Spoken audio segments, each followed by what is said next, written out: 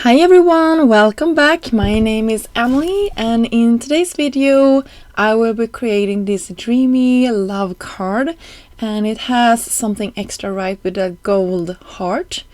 I will start out by creating my background, and I looked through my stash and I found another beautiful stamp set from Trinity called Sketchy Florals. This is a 6x4 stamp set.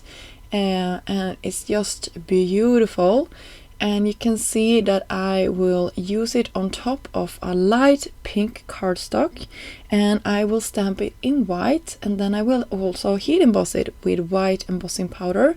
I'm prepping my surface here with that anti-static powder, and then I will go in with some Hero Arts white, I believe that's called unicorn or white pigment ink.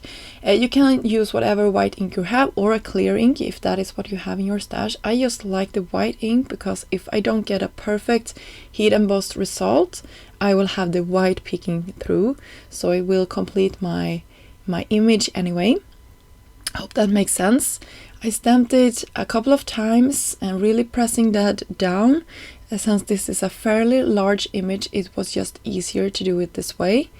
And you can see I'm using a mini Misty here, but I will switch later on to a big or a regular Misty. It will really help me out when I am stamping my image. So you can see how crisp that turned out.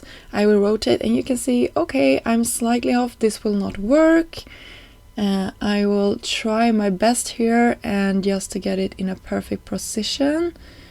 And yeah, I stamped it down here in a second using that white, and it sort of accidentally slipped a little bit, and I will have it shift on me. So it's okay, I don't think it's noticeable in my final pictures, but I just wanted to mention that because sometimes this happens, and you can if you have a clear ink, sometimes you can save it, but when you have the white ink, it could be a little bit more tricky to hide that you sort of off-stamped it. Here I switched to that larger Misty just because I needed to rotate my stamp, and I thought I needed some more space. I'm just stamping that in that little spot, and I will do the same procedure once more. And I will try to do this, but you can see I need to shift and switch. And then I sort of free-handedly went in with a corner of this stamp and just did it to the corners to completely cover this background. And now I'm jumping ahead. I will share a picture later on of the die set because I completely forgot to do it at this point in the video.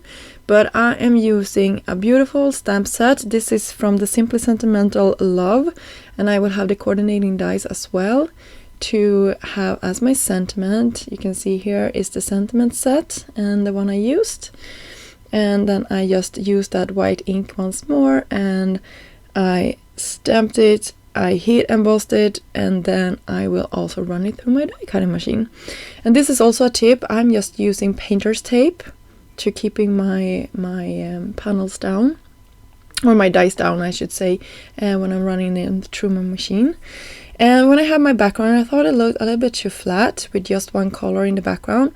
So I went in with two colors, both are pinks and both coordinate with each other. The one that is softer is the actual color of the paper, and the other one is a slightly darker color, and I'm using my blending brushes from Trinity, and I'm just going over the corners, two of the corners I should say, and then I had a wet cloth here, just carefully running it over my image so I can buff off all the inks that got on top of my heat embossing, and it really brings my image to life again.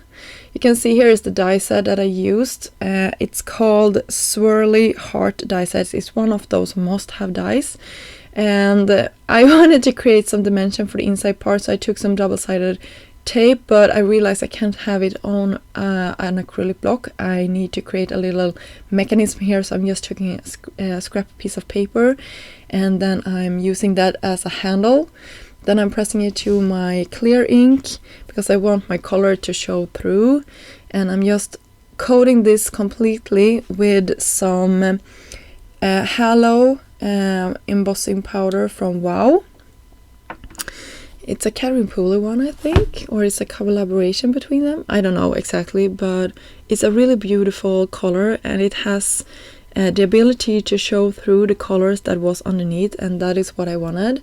And you can see the sparkle that this creates. I had 2 coats, and yeah, I messed up my embossing ink a little bit. It has some glitter to it now, but hey, what to do?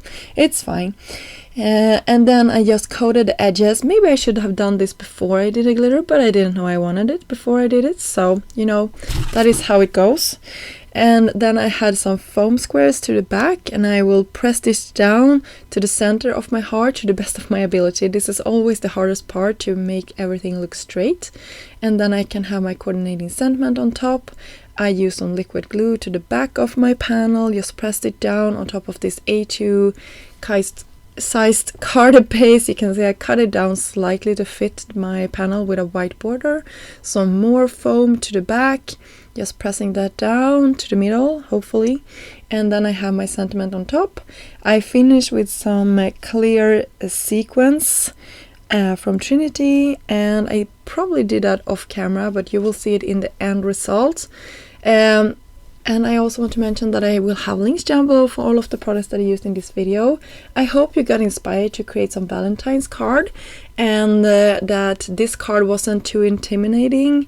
It was just some heat embossing and that beautiful heart in the middle that really takes all the guesswork out of how to create a Valentine's card. Thank you so much for sticking by and watching this video until the end.